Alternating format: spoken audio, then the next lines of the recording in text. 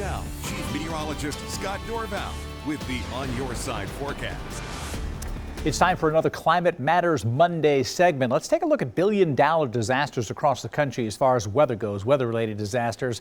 And the red regions you see here, this is basically wildfire issues. The purple, that's severe weather. Northeast is snowstorms, and then tropical weather in Florida. So let's take a look at the state of Idaho and check out the billion-dollar disasters we've had since back into the 1980s here. In the 80s, we had 3. So that's basically 3 years where the dollar figure for fighting fires in Idaho went over $1 billion. And then you see in the 90s it was 2. And then we get to 2000. Basically, the last 2 decades, it's been 10, 1 per year over the last couple of decades. So there's certainly been an increase as we've had drier conditions. You get more information from climatecentral.org. More details there for areas across the country.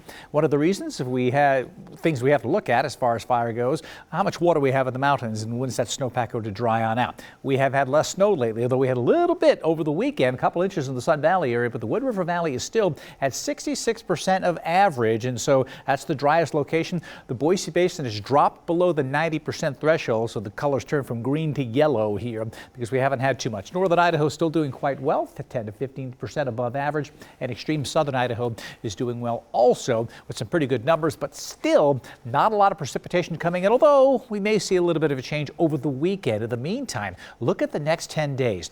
44 today, 46 tomorrow. Tomorrow will be similar to today. The wind will be lighter tomorrow, which should make it feel a little nicer. And then Wednesday, Thursday, and Friday look pretty amazing, especially Thursday and Friday. And then really especially Friday with the temperature getting up to 61 degrees. It should be spectacular. And then a front will drift on through, and that could give us some precipitation over the weekend, at least some cloud cover. But even the drop in temperature keeps us above average, so it's not a huge change coming in. And here is the 8 to 14 day outlook.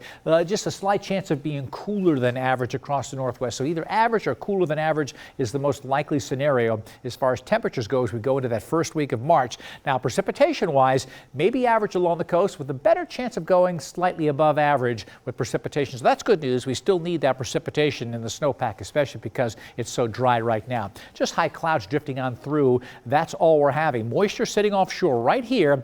This mild weather ahead of it. This is our warm up coming in. As we go through the week, it will get really, really nice. This moisture here, some of it will come through on Wednesday and go through with a little snow in central Idaho, but really not too much of an impact in the Treasure Valley. So I still think it'll be just a warming trend right through the week. My exclusive true view of tomorrow's weather today. Cold and frosty in the morning with temperatures in the low 20s again like last week. We'll hit 50 in Ontario, 46 in Boise, 44 in Mountain Home. And there are your temperatures in the mountains. Mostly sunny skies, 42 degrees in Garden Valley. McCall tomorrow right around 33. It's a pretty nice day coming up tomorrow. My extended forecast. I tell you what, Don, Thursday and Friday look spectacular.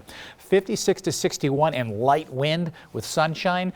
Oh, spring fever will be coming out this week. You have a 60 in there and that cool down, not much of a cool down. Not much, that's right. We don't see that Arctic air anywhere. Wow. All right. Thanks, Scott.